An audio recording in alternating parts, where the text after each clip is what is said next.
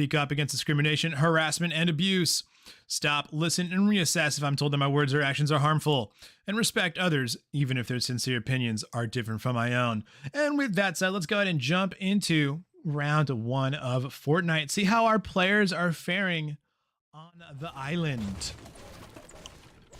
All right, I'm going to take a look at the map here, see if there's any teams that may be fighting right off the drop. Did anyone get eliminated right away? No, just our spectator count. So we are good. Let's go ahead and hang out at Rumble Ruins and see if OP West, I Have Worms, and Strong Kiwi can solve Optimus Prime's cool jungle puzzle. Cool puzzle. Now, there's only 23 players in this lobby, so that gives me a lot of time to pontificate and talk about how things have been going in the season so far. This is week 7 of the rankings here. We have 12. We have these amazing 9 teams. So I'm looking at 8 teams in the lobby right now who have been fighting all season long for standings in the rankings. And we're going to take a look right now at how they've done, how these teams have fared. There's only 1 week left, so this is the last regular kind of season play weekend for our teams, for our players. Next week's Fortnite matches are going to be, this final score will be doubled, and they'll get 3 drops instead of just 2. So that's going to be extra impactful for these teams going forward. So that next week is going to be a big week, a big chance for teams to swing the standings massively for this end game. Now, if we take a look at the standings, Ackworth Dragons in first place by 1 point, by a single point. The Ackworth Dragons at Shadow are in first place with 220 points, and then the Ackworth Dragons Spark are in second place by 1 point. They have 219 points to the first place's 220 points. Greenville in third place with 209 points, so only about 10 points away from second, 11 points away from first. So Greenville in the running for first. Greenville D, the Greenville D team, is in fourth place with 194 points, so still within striking distance of top 3. And the Brookfield Dragons are in 5th with 193 points. So they are only separated by 4th place by a single point. Troy Nomads in 6th place with 190 points. So they're only separated by 5th place by 3 points. So everyone's very close, especially in that top 6. Everyone is within basically striking distance of their neighbor. Troy Nomads Foxtrot are in 7th place with 175 points, and then Ackworth Dragons Blaze are in 8th place with 156 points, leaving the Macomb Nomads in 9th with 120 points. But needless to say, these teams are all fighters. No one is so gapped in points that it's kind of unfair competition, I would say. These teams are all fairly close. So let's take a look here at the map, see if any team fights may be getting close to happening, if any teams are close to each other. I'm taking a look here. We got Grip Burst and Darko. Where's Darko? Darko? They're hiding in a... Oh no! You've been found out by the, by the hog. That's... That's funny. Meanwhile, what's going on over here? We got DJ4 Pro, Council, and Vixty. They're going for the vault hidden in this random tower. This is like the most random vault on the island right now. You would just never expect it to be here. But since I have time to talk, since there's not many team fights happening right now, let's talk about our sportsmanship lesson. Let's talk about, you know, when we look at those rankings and we see the Ackworth Dragons Shadow and Spark with 220 points, 219 points, or we look at the Troy Nomads Echo with 190 points. If you're a team that's new to Fortnite, especially if you're new to playing as a team and you're having trouble putting up big numbers on the leaderboards, it's easy to get jealous and to get down on yourself and say, oh my goodness, these teams are just so good. They're just so much better than me. These players are way too good. They should, how do they get this good? It's crazy. How will I ever get this good? And that's where effort goals come into play, because the roots taught us to respect our opponents because strong opponents are a gift. But effort goals teach us to be more kind to ourselves. And how do they do that? So a lot of times in life, when you're trying to get better at something, it's natural to make a goal like, I want to get this many points. I want to get this many eliminations. I want to score this many goals in soccer. I want to get this many kills in this Fortnite game. I want to get this placement. Well, those things are not really in your control. You don't control how good the enemy teams are. And so you can't control the outcome of those goals. And it's easy to get frustrated when you have no control, no agency over your own goals and your ability to accomplish them. And that's where effort goals are so powerful. Because an effort goal can be accomplished no matter the situation, no matter what's going on in a match, no matter how good the opponent is, no matter what is going on. And what's going on right now is Luke just took out Darko and another player here from the enemy team. Now, is there anyone less here? They just took out that team. Well done, Face, Fishy, AOD Official, and Luke taking out that duo. But effort goals allow you to take control of your destiny, allow you to focus on your own personal journey of mastery, personal mastery. That's what it's all about in life, is becoming a better person yourself, regardless of how that compares to others.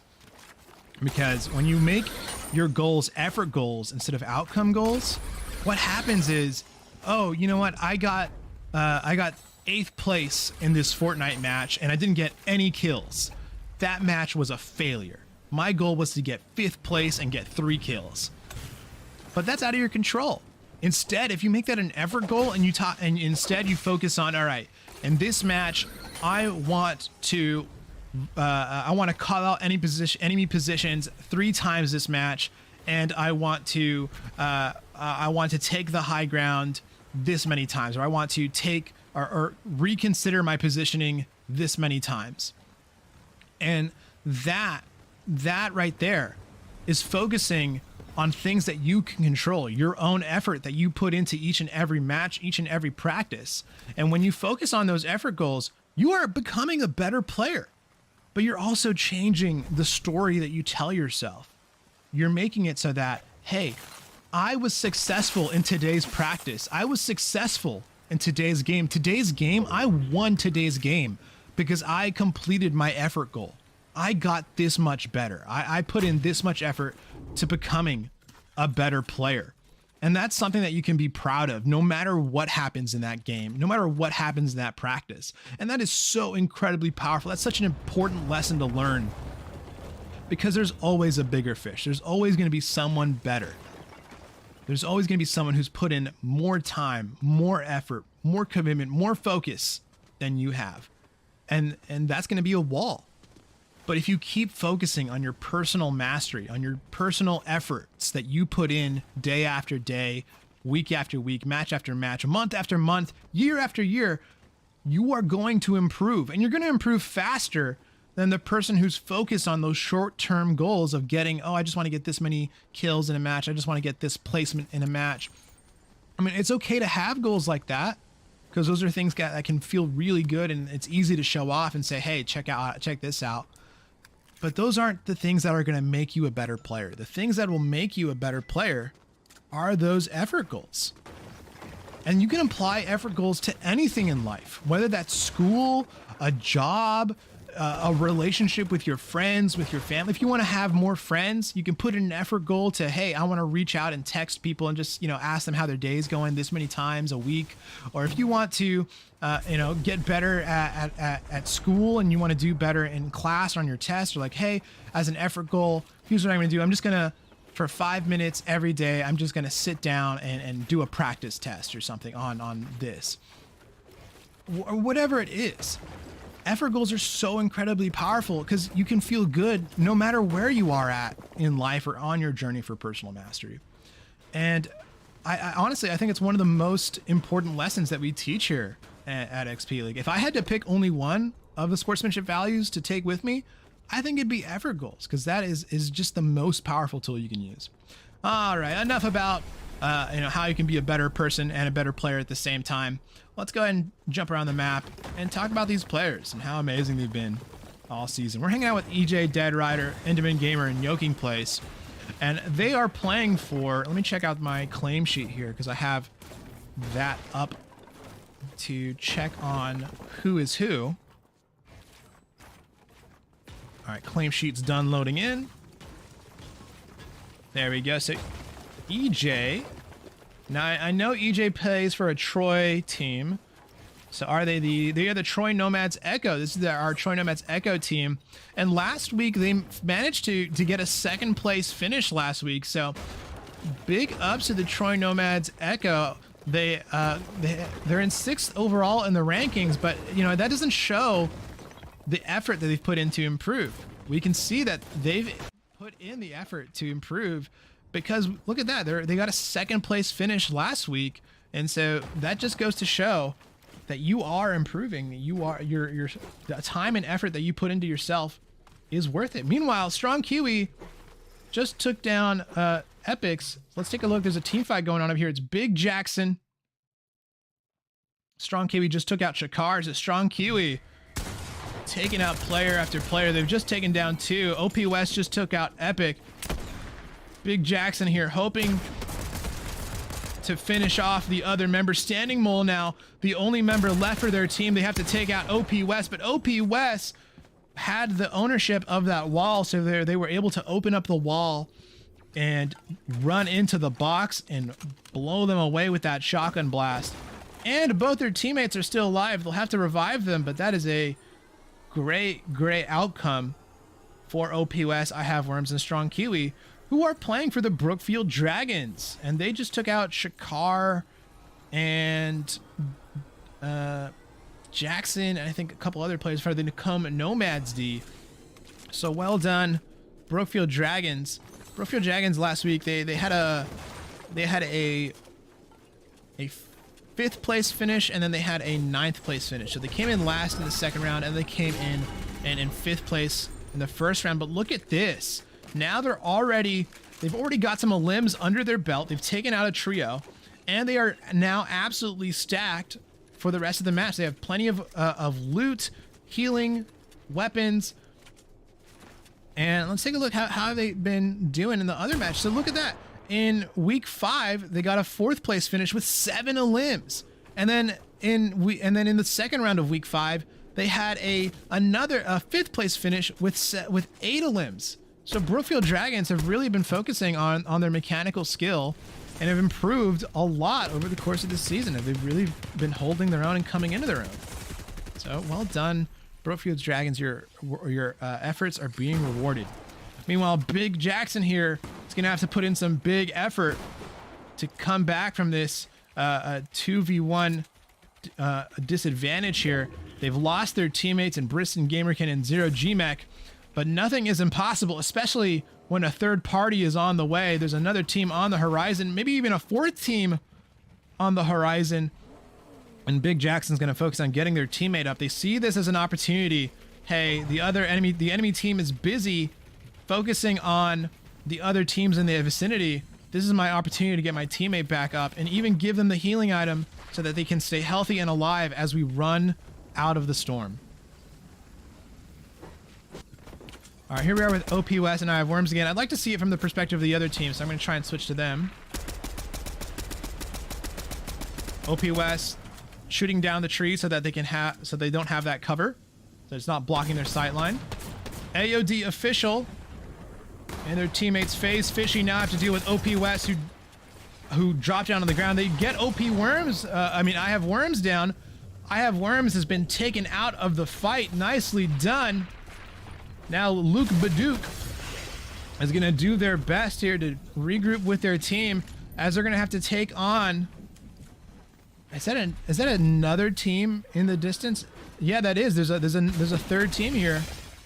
So they have to be careful because they are playing in between OP West And this third team, I'm gonna try and jump back up to the high ground there. Big Jackson gets taken down by Luke Baduk. Well done. Luke Baduk goes down. Strong Kiwi and OP West.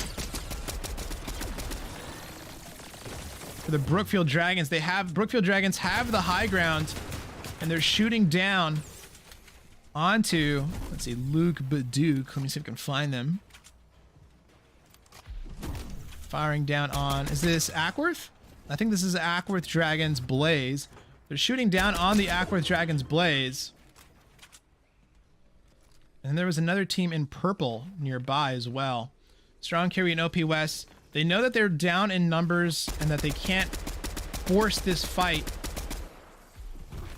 And so they have to play from this high ground position and kind of spam fire from above. But they have great weapons to do so with. The storm is pushing in, and so they will have to consider how they will rotate out of here. They'll take the zip line down. And now the position is flipped, and this Brookfield Dragons actually have the positional advantage.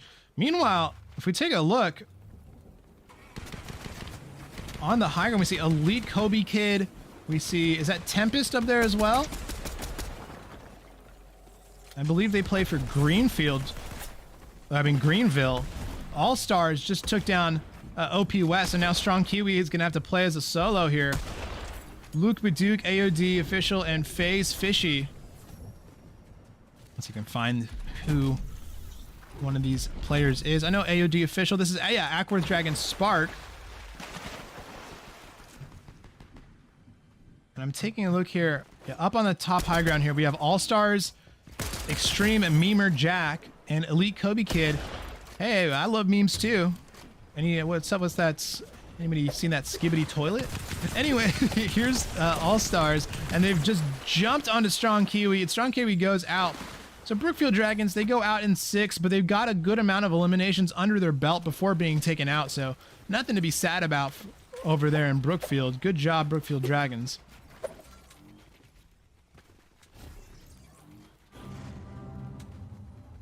So Extreme Memer Jack, All Stars, and Elite Kobe Kid. This is the Ackworth Dragons Shadow. It looks like they found Zero G-Mech. Briston Gamerkin just got taken out by Luke Baduk. Playing for the Greenville? AOD Official playing for the Ackworth Dragons Spark.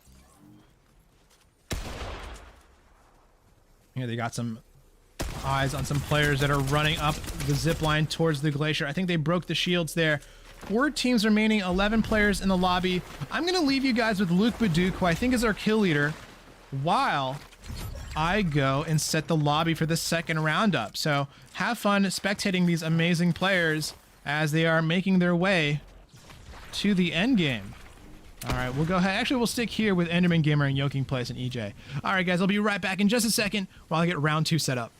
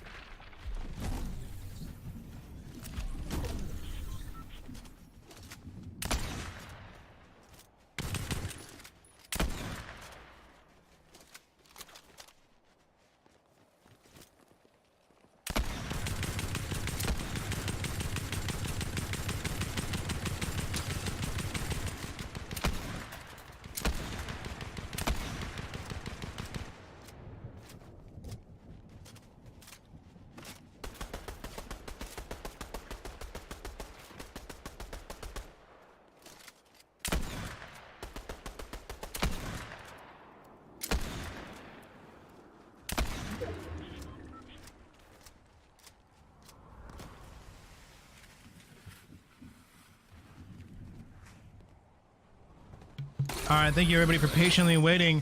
We're back. 4 teams still remaining. We're down to 9 players instead now.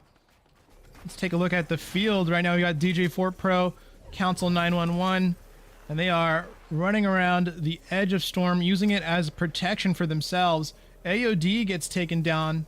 They must have gone down to the Storm. FaZe Fishy and Luke Baduk, I think they are aware of DJ Fort Pro. down on the ground. And meanwhile, here's EJ Dead Rider, Enderman Gamer, and Yoking Place. They have such a powerful position. They're in the next zone, and they are just able to free fire on all these players that are trying to make their way through. Face Fishy down to low HP. Luke Baduke takes down Elite Kobe Kid. Luke Baduke racking up the eliminations here in round 1, putting on a very impressive performance. They're definitely feeling themselves today.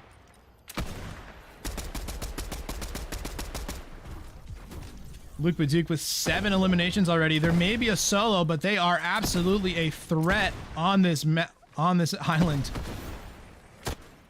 Enderman Gamer's trying to get the best of them right now, but it's going to be a difficult player to take out. Yoking Place takes down FaZe Fishy.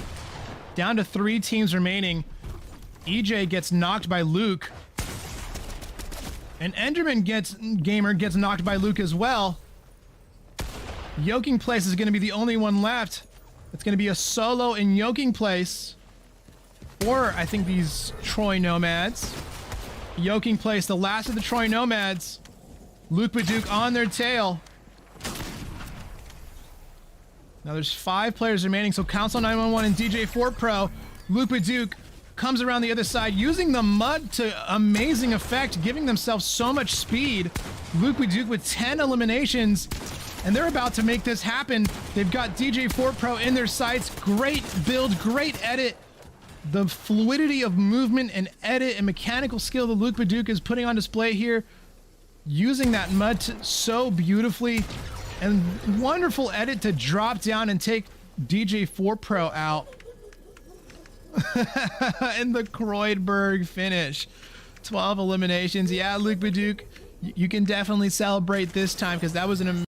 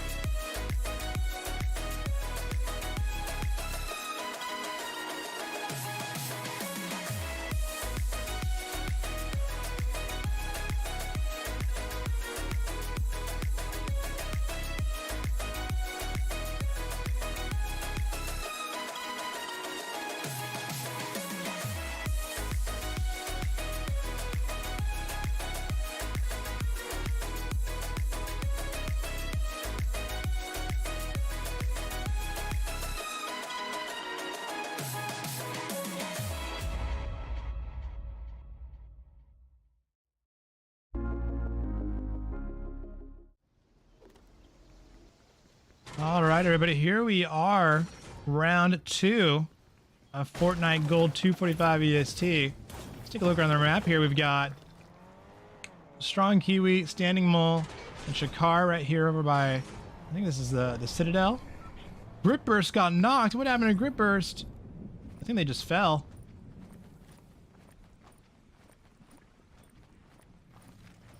Meanwhile, if we take a look, Darko is going to go pick him up. They'll be okay.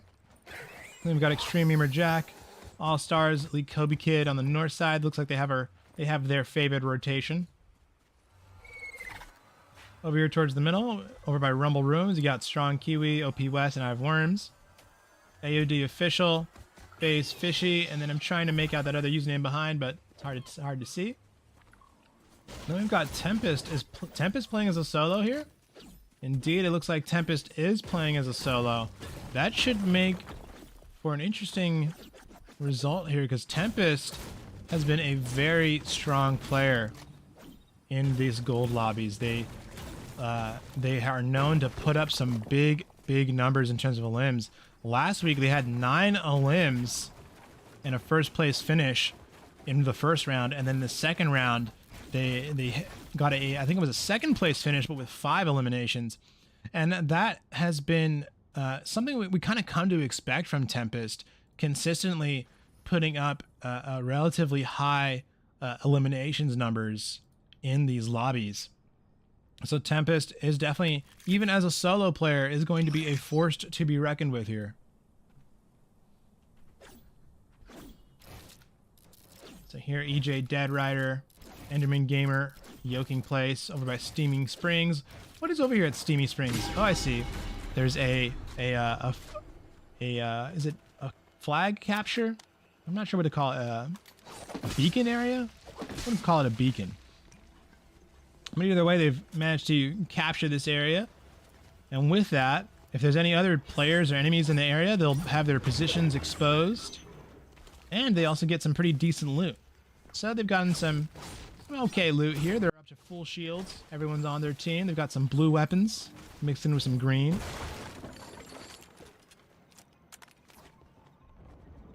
Meanwhile, over here, if we take a look at the naughty nets, I know a lot of players like to drop on naughty nets, because there is that capture flag area there that you can get some good loot from, as well as the multiple buildings around that allow you to get some pretty decent tier loot as well.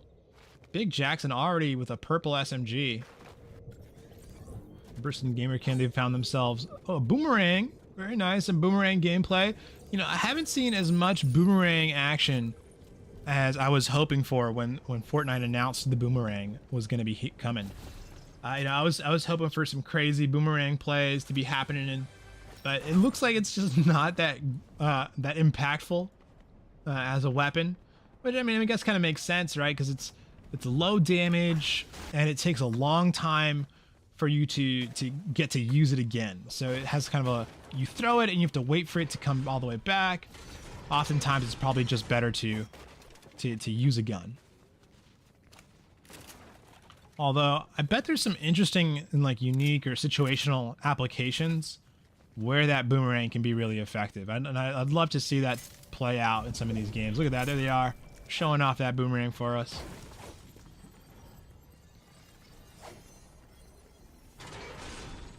And they're here by this vault area. The NPCs have spawned. They have the vault key. Let's see how masterfully they're... Look at that. Instantly take down the master with the vault key, and they immediately take down the other members while taking minimal damage themselves.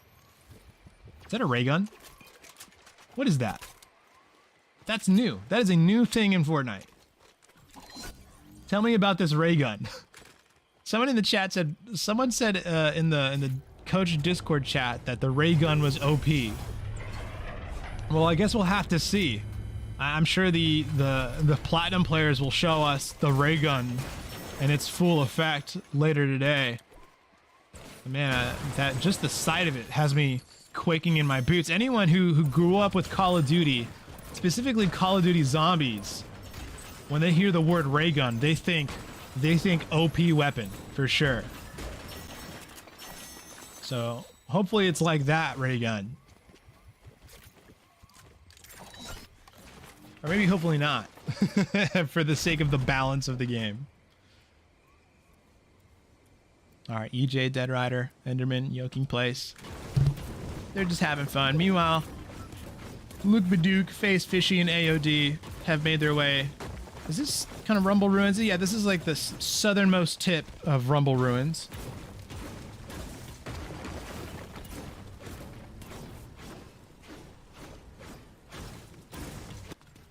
And they're going around, looting up the area. Face Fishy and AOD. They're kind of at the central Rumble Ruin. Meanwhile, I Have Worms, OP West. They're at Creaky Compound. This is the Brookfield Dragons? I believe it's Brookfield Dragons. Did somebody just rift? Oh, I Have Worms just rifted. And they're heading northbound. Never mind, they're just taking some peeks, getting some recon. Looks like they've got a beacon down. They're trying to consider where they want to rotate to. Let's take a look at this storm. Take a look at these teams rotating, actually. We got two teams. We got multiple teams that are kind of close to each other. Enderman Gamer, Yoking Place, and EJ Dead Rider are moving north straight towards Luke Baduke. Is that a Mr. Beast car? Is that a Mr. Beast Lamborghini? It is. That's funny. Man, Mr. Beast, what a force. What a force of nature. Alright, here they come. They just passing on by the other team there, getting scary close. And now Enderman Gamer joining their teammates on the treetops. Couple of stray shots going by them. But I do hear more gunshots coming off the way. I think that's the... Yeah, that's EJ Dead Rider, Yoking Place. And this team here, this is OP West, I Have Worms, and Strong Kiwi. The gunshots we heard were them taking out a loot llama. So here they are, enjoying the fruits of them taking out that loot llama.